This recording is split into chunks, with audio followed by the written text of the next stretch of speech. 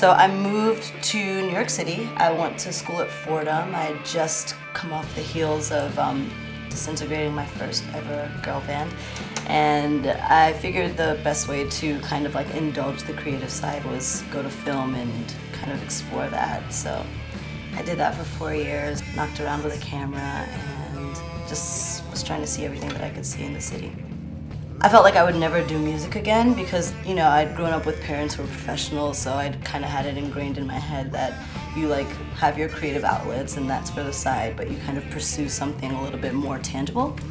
So I've been working in hospitality forever and like loved it. And was just moving from one project to the next. So the next project was Beauty and Essex at that time in my life, and I was taking in a lot of energy and information and not really being able to like process it or like do anything with it.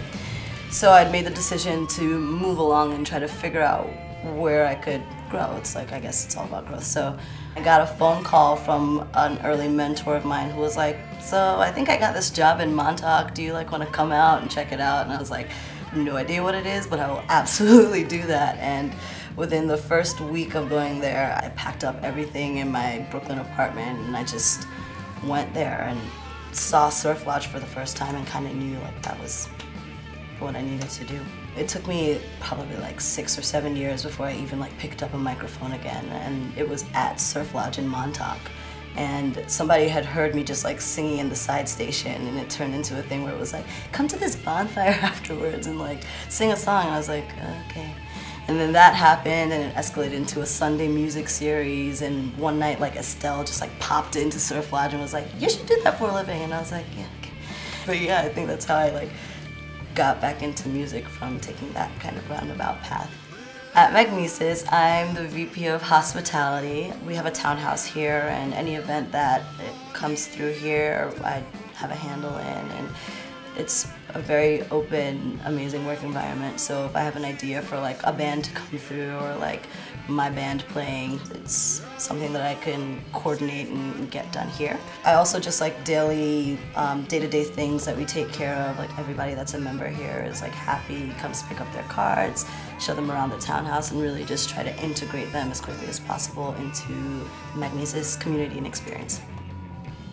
So at the end of the day, when I make sure everybody is well taken care of at Magnises, and I turn the latch, I kind of like put on my leather jacket and get into the subway, and then I'm like right there at band practice. It's cheesy, but I kind of feel like a superhero, you know? Like I'm like blending in and listening to all the goings on at Magnises, and then I get to like take these stories and maybe like write a song about it or just like remember something about it and then like bring it into band practice. My band is called Revel and Dimes. I actually met them a little bit less than a year ago in Montauk. So we've only been playing for a little bit less than a year, but the traction has been incredible. South by Southwest 2015, we played around the city, Barry Electric, Mercury Lounge. We just booked a tour in the Benelux, so Belgium, Netherlands, Luxembourg in July, and another tour in Mexico, which is, you wouldn't think so, but I'm grateful to be at the beach playing tunes. So yeah, we had our first single and video debut. We were just in the Hudson recording our limited release, so stay tuned to Revel and Dimes. I look forward to like years and years with these guys.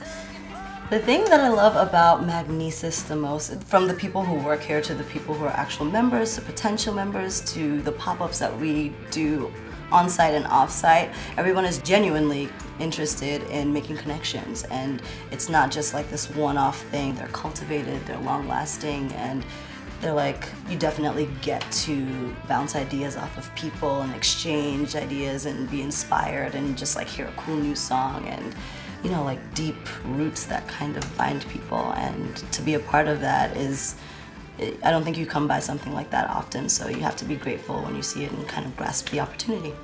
My name is Kia Warren. I'm a New York City musician, an avid art enthusiast, and a Magnises member.